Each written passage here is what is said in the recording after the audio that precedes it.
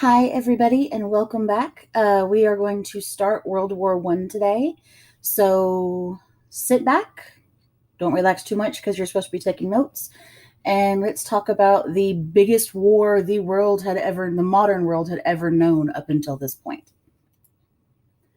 So, your objective today, we're dealing with U.S. History Standard 26, which basically says you need to know the reasons why World War One started and why we were neutral at the beginning of it. Okay.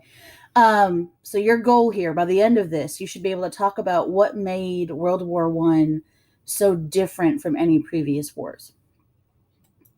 Okay. So if we're gonna sit back and talk about what actually caused the war, what were the underlying reasons for this war, there's four of them you need to know. One is imperialism, which was the whole last unit we talked about. The second one is nationalism. Third is militarism, and the fourth is the alliance system. So imperialism is that going out and taking over colonies. So there's a slight problem here, right? There's only so much land on planet Earth. So eventually, if people want to keep being imperialist and going and taking colonies so they can get more resources and more markets, eventually everything's going to be claimed, and you're going to have to start fighting each other over who has the most land. Okay. The second one is nationalism. We'll talk about that in a second. Nationalism is, I want you to think of it kind of like a rivalry. Okay. Nationalism is this very strong sense of pride in your country. Now, whenever we're talking about nationalism, it's national pride. And that's going to add to the tensions. I always think of it like a rivalry. Like, for example, I'm a Bama fan and my husband is a UT fan. So we are very much a house divided, right? And I don't dislike Tennessee. As a matter of fact, I root for Tennessee in every game except for the game they play in the third Saturday in October. Okay. So but that third Saturday in October, we're walking around on eggshells in our house, right? Like we've had to learn to treat each other better because if we bring in that national game pride, right, for our teams we have, then we get mad at each other. And the same thing happens with countries. They're so proud of themselves, they don't really think about how what they're doing and what they're saying makes other countries feel. Okay. One of the biggest issues with nationalism at this time is Germany, believe it or not. Germany is a brand spanking new country. It has been around for less than 50 years. And in less than 50 years, it has managed to claw its way up to the most industrialized country in Europe. Okay. Which means Germany is putting out more steel, for example. Germany put out more steel per year than Britain and France combined.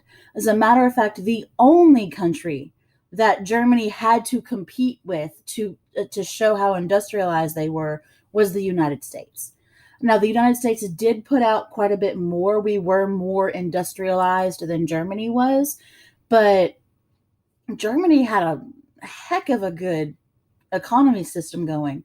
And one of the things that they used all of their industries for was to promote their military, because militarism was something that this is the way that all the countries measured their power against each other, right? The bigger your military was, then the more powerful of a country you were. So it was a way of like measuring muscle size, right? And my muscle's bigger, so I'm stronger than you. My military's bigger, so I'm stronger than you.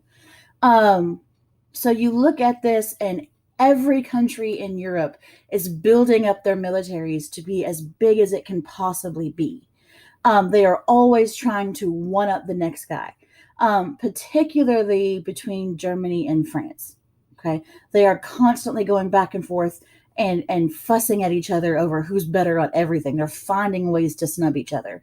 And Germany has the biggest military in Europe. Well,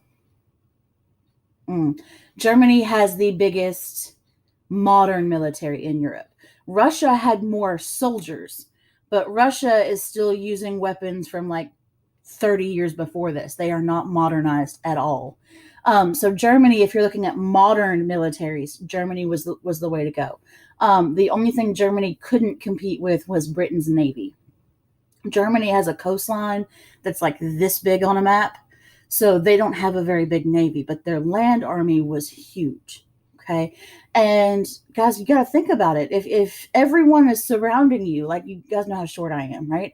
If you get like every great big linebacker we have on the team and they all circle around me, it's going to be a little intimidating for me, right? They're big and they're huge and they're surrounding me. And that's what's going to happen.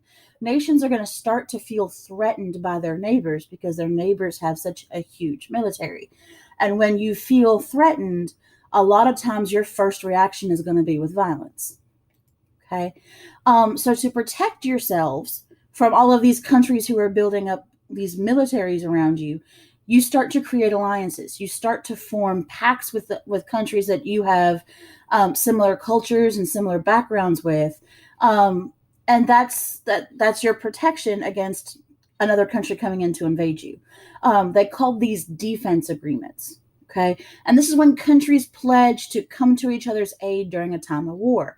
This is one of those I got your backs, you get my back. The problem was a lot of these were secret. So if country A had a agreement with country B that if either one gets attacked, then the other one will come and help, and nobody knows that, country C might attack country A thinking it can take them out, but now all of a sudden country B is involved too. Okay. And that's exactly what happens. And I'm going to show you that in a second. So this right here is a political cartoon. It shows a German soldier in World War I. Anytime you see the helmet with the spike, that stands for Germany. Okay. And then this is an Austrian-Hungarian soldier. Okay. I'm going to butcher this German trying to read it, so I'm going to go ahead and tell you that now. Wir halten fest und treu zusammen. Okay, which means we firmly and faithfully stick together. Austria-Hungary and Germany culturally are pretty much the same people. They all speak German. They all have basically the same religion. They're mostly Protestants. Most of them are going to have been part of the Holy Roman Empire when that was a thing. So Germany actually started off as an offshoot of the Austrian-Hungarian Empire before it becomes its own country. So you've got a long background there, and they are going to firmly stick up for each other. Okay, keep that in the back of your mind. So this alliance system is going to become an issue. Okay, and it becomes an issue whenever a country gets attacked. So, for example, okay, Austria-Hungary is an empire. Okay, it has colonies and territories all across the world, not just like faraway islands. They had colonies in Europe, right? They had territories they controlled in Europe. And those territories did not want to be territories. One of the ones they had was Serbia. Okay. You'll see it on the map in a second.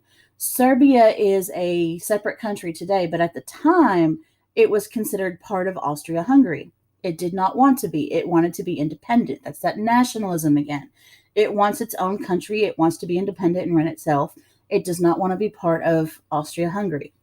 And one of the big reasons is their nationalities are different. Their cultures are different. Where Austria-Hungary is more ethnically German, Serbians are Serbs. They're ethnically Slavic, right? They're ethnically Serbian, which is more Russian than it is German. And Archduke Franz Ferdinand, he is the heir to the Austrian-Hungarian Empire, and he knows he's about to take over. His uncle is the emperor now, and his uncle's getting sick, and he knows that he's going to take over soon. So he goes on a cross-empire tour, and he's touring all of Austria-Hungary's European territory. And this organization, this nationalist organization in Serbia called the Black Hand, they tell him, don't come here. They were actually in the middle of a civil war with Austria-Hungary trying to fight for their freedom. And they tell Franz Ferdinand, don't come here. We will kill you. Don't come to this country. We don't want you here. We don't want to be Austria. We don't want to be part of Austria-Hungary. Leave us alone. Franz Ferdinand and his wife, they go to Serbia anyway. They go to the capital city of Serbia, which is Bosnia. And they're touring the government buildings, and a bomb goes off, right? And they survive, right? They weren't in the building when the bomb goes off. Timing wasn't right. And instead of leaving, this dude decides to get in a convertible and drive down Main Street in Bosnia. Okay. And on this day, where he is, same day the bomb went off in the morning, this is just later the same day, June 28th, he is driving down this street in an open car. Think like Kennedy. Okay, so there's no roof. A guy named Gavril Princip, who was probably a member of the Black Hand, walks up to the car and just shoots Franz Ferdinand and his wife. Okay, and now there's a problem, because now the heir to the Austrian-Hungarian Empire is dead, and the current emperor is sick. He's old. He's not going to last much longer. Plus, you just had a territory kill the heir of an empire. Okay, that's not supposed to happen. There's a very delicate balance of power in Europe at this time. And that balance of power is, you have the empires, and they are controlling their territories with an iron fist. Okay, and this destroys that, because this shows that these empires, they're not really as all powerful as they think they are. They really can't control their territories the way they want to. All right, so that's how it starts, right? That is the spark that starts this whole war. But that doesn't really seem like it would be big enough to become a world war, right? Like, at the most, that should be a civil war inside the Austrian-Hungarian Empire, right? It should be Austria versus Serbia. Then that shouldn't blow up and become a war. This is what happens, okay? In the beginning, there are two different types of alliances in Europe, two major alliances. The first major alliance was called the Triple Alliance.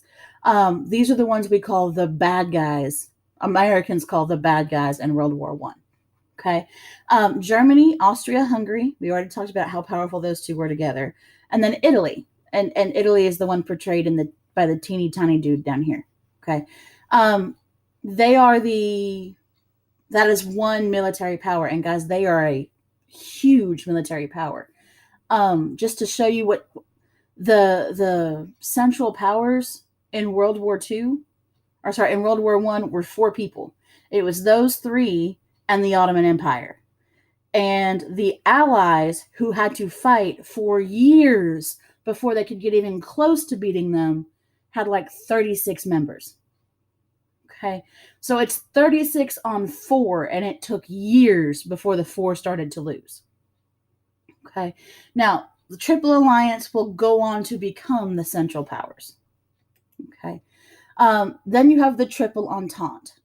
Okay, these are what the most Americans think of as the good guys in World War I. They start off, it's Great Britain, France, and Russia. Okay, now France and Russia had been old allies, like way, way, way back. They had been allies.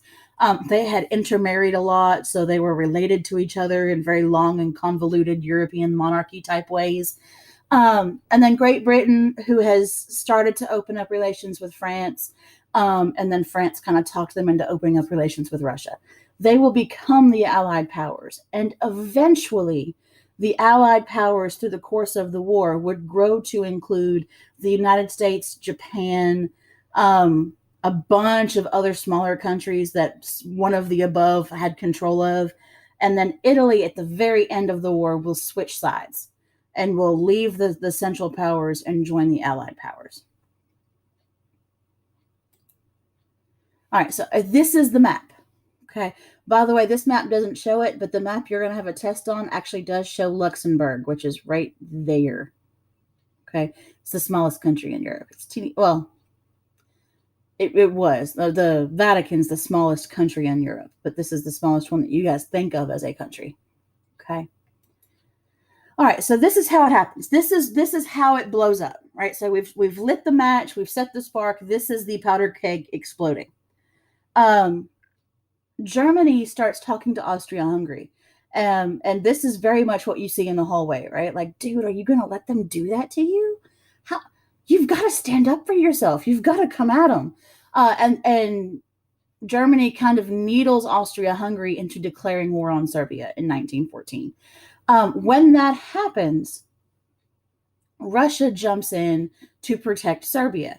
Remember, we talked about this earlier in the video. Serbia was ethnically Russian. Okay, so Russia sees itself as like the paternalistic grandfather, right, or the father of all Serbian people, all Slavic people. So not just Serbia, but Serbia and Romania and Lithuania and all of those Eastern European countries. So Russia wants to back them up. Russia would very much like to have another independent country in Europe that thought more like Russia. So Russia's going to back up Serbia. Russia promises to help Serbia win this war. Germany, because Germany is the one who convinced Austria-Hungary to go to war in the first place, basically gives Germany a blank check. That's what it's referred to. It's the blank check offer. And Germany basically says, we will give you whatever you need. We will give you money. We will give you weapons. We will give you soldiers. Anything you need to win this war, we are behind you 100%. And at this point, the war is on. This is the beginning of the Great War. Now, I'm going to keep referring to it as the Great War throughout this unit. It doesn't actually become known as World War I until World War II happens, right? People were convinced that this war was so bad, nobody else was ever going to want to go to war. This was the Great War. This was the war to end all wars. And we all know how well that turned out, right? So at this point, it is just these countries. It is just Austria-Hungary, Serbia, Russia, and Germany. That's all it is at the beginning, okay? Britain is staying out of this, okay? Even though Britain is a ally of Russia, they're staying out of it. France, at this point, has promised to help Russia pay for stuff, but France isn't actually in the war yet. And Britain decides, even if France does join, Britain's not going to. Britain tells these four countries, we have some alliances. So those alliances nobody knew about, Britain tells them, we have an alliance with some very small countries in Europe. And all we ask is you leave them alone. One of those countries is Belgium. Okay. One of those countries is Belgium, and Britain says, leave Belgium alone and we'll stay out of this. Okay. France will eventually take Russia's side more than financially, and they'll join it with soldiers. Okay. When that happens, Germany is stuck between a rock and a hard place. If you look at this map, okay, right now, Germany is fighting Russia and Serbia down here, but Austria-Hungary can handle Serbia, okay? So right now, Germany's big focus is Russia, and all of a sudden, France jumps in. And you guys are seeing a problem here, okay? This means that Germany's going to have to fight a war on two different fronts, on both sides of its country, which means this giant military Germany has managed to build up is going to have to be broken up. And some soldiers are going to have to be sent to France, and some soldiers are going to have to be sent to Russia. Now, the French army is lining up along this border. They are ready for Germany to come. They are totally going to stop Germany. Only Germany doesn't come through France. Germany invades France through Belgium, that country that Great Britain said to leave alone. And Germany does it so lightning fast into France that they don't have time to stop and let people surrender. They just will lay waste to Belgium. It is so bad, historians call this the rape of Belgium. They destroy whole cities on their way into France. Okay. When that happens, Great Britain keeps its promise. It backs up Belgium. It's basically like, I got you, dog, and they jump in and they go to war with Germany. Okay. And then Italy, doesn't want to feel that left out. Italy's also a new country. Italy wants to prove itself, so Italy decides it's going to back up its allies, and it joins the war on the side of Germany and Austria-Hungary. Okay.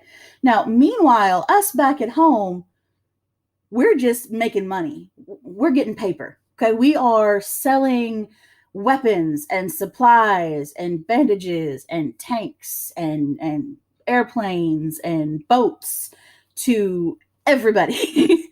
Anyone who can buy it, please come give us your money. Take these things away from us.